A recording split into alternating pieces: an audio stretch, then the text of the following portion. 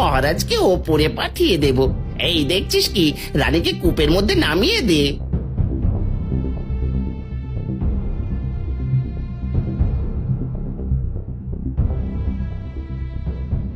এবার চলো এখান থেকে, আমার এখনো অনেক কাজ বাকি আছে।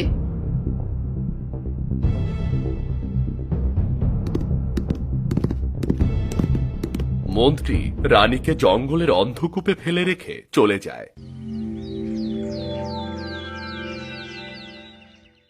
দিনের বেলা সব জায়গা আলোকিত হলেও এই কূপের মধ্যে তেমন একটা আলো পৌঁছায় না। হালকা আলোয় রানী দুঃখী হয়ে কূপের মধ্যে বসে থাকে।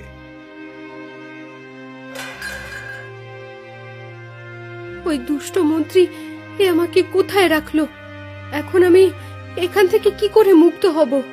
আমি তো এখান থেকে বেরোনোর উপায় দেখতে পাচ্ছি না। না, যে করেই হোক আমাকে এখান থেকে বের হতেই হবে, নয়তো ওই মন্ত্রীকে থামানো যাবে না। কিন্তু এখন কি করি আমি?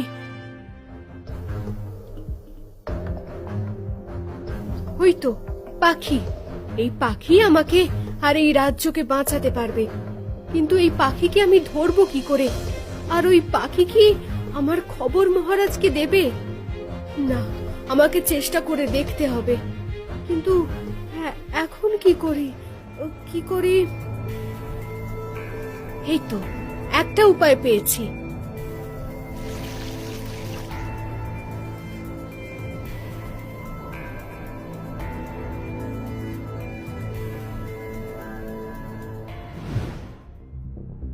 মন্ত্রী মশাই, আপনি তো রাজদহিতা করছেন, সঙ্গে আমাদেরকেও যুক্ত করেছেন। আপনি যদি আপনার পরিকল্পনায় সফল না হতে পারেন, তাহলে তো মহারাজ আমাদেরকেও শুলে চড়াবেন। তোমরা চিন্তা করো না, আমি রাজার অর্থ দিয়ে সব সেনাদের কিনে নেব। এরপর রাজা চাইলেও আমাদের কিছুই করতে পারবে না। এছাড়াও আমি অন্য পরিকল্পনা করে রেখেছি। কিন্তু মহারাজ আর কতদিন শিকারে থাকবেন?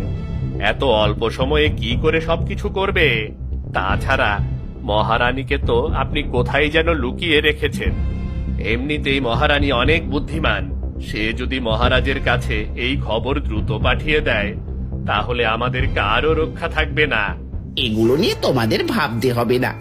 মহারাজ এই মহলে আসার আগেই আমি খবর পেয়ে যাব, আর সেই মহলে পা রাখার আগেই তাকে মেরে ফেলবো।